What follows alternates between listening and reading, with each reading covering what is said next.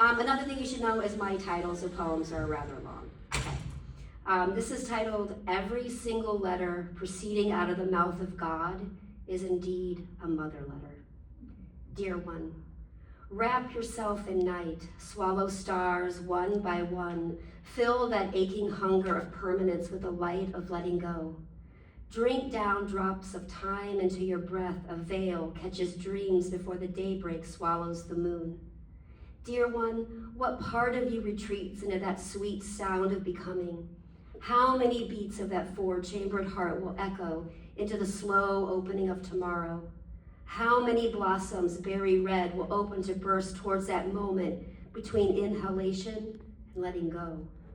Dear one, let your voice flower into song, and I shall weave at once leaves for your limbs that stretch out into spring.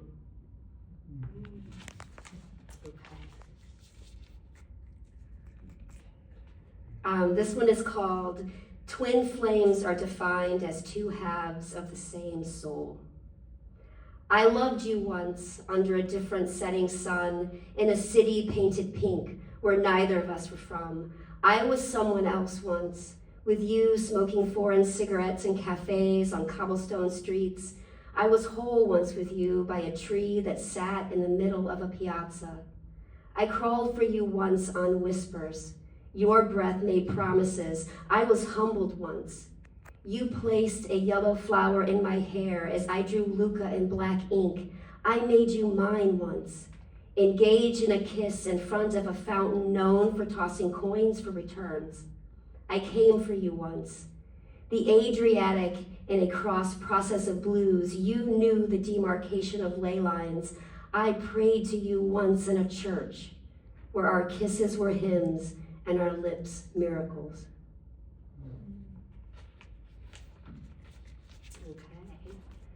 Okay.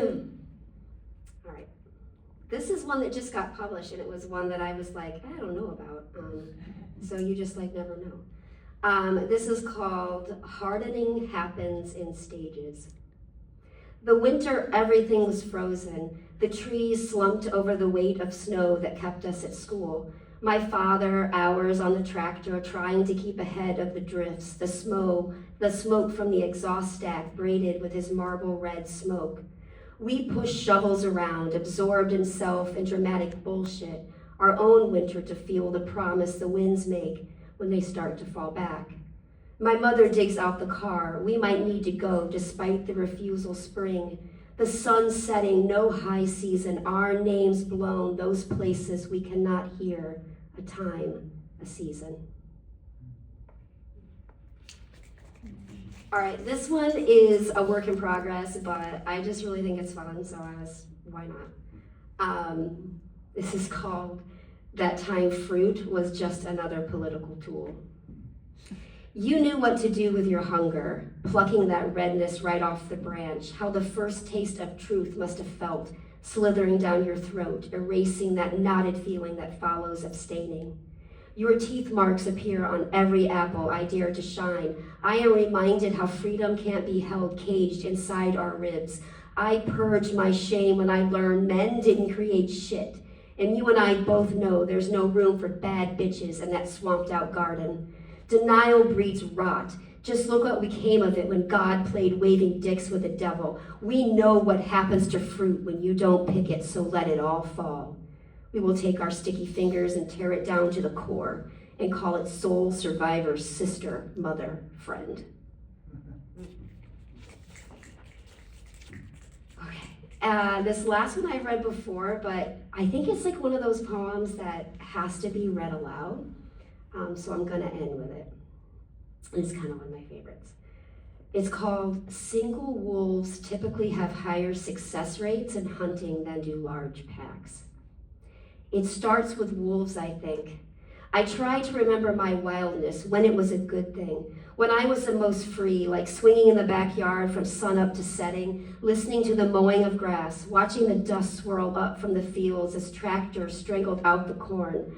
I know that wolves travel in packs, and it's a deep down lonesome thing, when the only packs I know are frozen Salem menthol lights that my mother keeps in our basement freezer.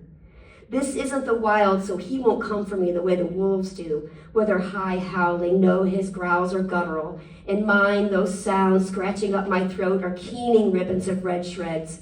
Some sounds travel farther in rural areas, but you only have to listen. Wolves are territorial, you know.